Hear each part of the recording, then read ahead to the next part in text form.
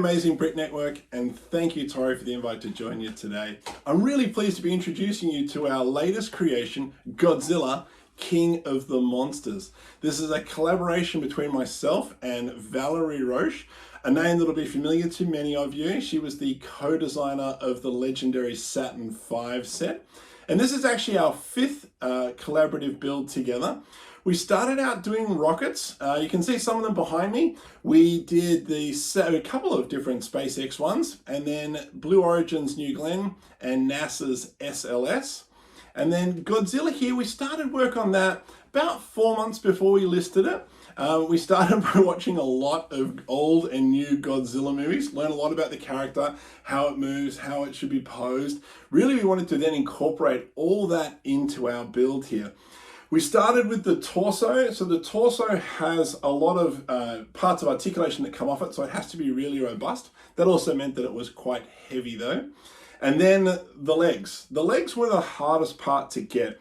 And really it was the secret there was the joints inside the hips have to be strong enough to be posable, so they've got to have a rigidity to them, but also want it to be flexible so that it can be put into multiple poses. There was a hip joint that was used on another Lego Ideas set a few years ago that was incorporated into the T-Rex. And so we were able to look at that and then make some modifications to make that adapt across to our build here. And then we worked onto the head. And with any of these projects, it's that magic moment where all of a sudden the project just looks like it's going to work. And it doesn't always happen. So it was really great for me when I saw the head come together here and we could get it to work so that it looked just like Godzilla. And then the arms and the legs, to get them on, clearly we wanted to have things like claws. We wanted to have the feet be movable. And then the last part was trying to get the color right. So it actually wasn't always built in this color. And you probably know Godzilla's a very, very, very dark gray, almost black in most shots. But of course, when you build a set out of all black, you really can't see the detail on it in Lego.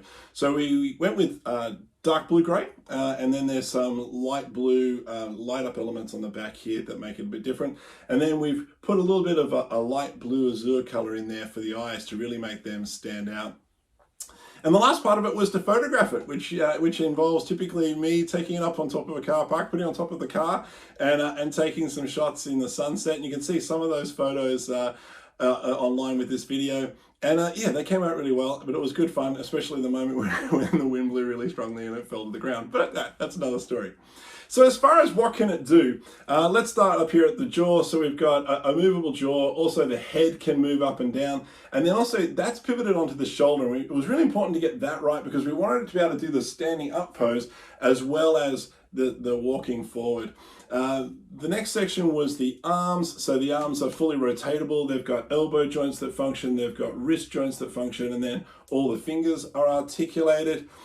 The legs, as I mentioned, that was challenging from the hip joint, but the other part that was challenging was just the sheer weight transfer going down. So hidden inside these joints are actual multiple joints. So the knees each have 2 different clicker joints. And then in the ankles, there's 3 joints hidden away. They look nice and slim, they look small, but there's a lot of structural strength behind it. We also wanted to, since we'd done the fingers, the challenge was could we do the toes? So Godzilla actually has posable toes here.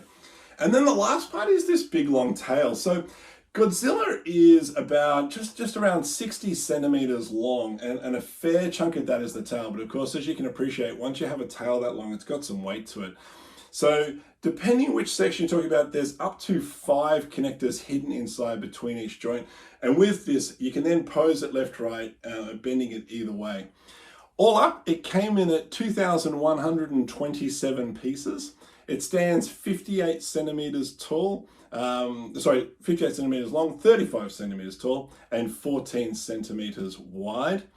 And most recently, we've added a new thing that I hadn't done in any of the other sets, and Valerie has actually done this at her end with her build of the Godzilla, and that is added light and sound.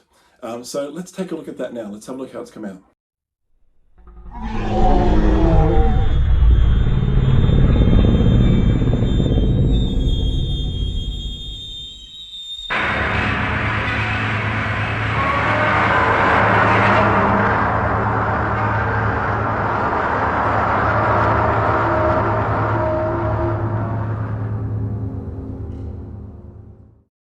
that amazing? I just love the sound and the light as they come together, going down the spines and out through the mouth. And yeah, it's just spectacular. Something that's very new to me, and yeah, very impressive. Special thanks to Alexandra at Brick Electronic for providing that to us. It was much appreciated. So there you have it. It was a wonderful build. We had a lot of fun doing it.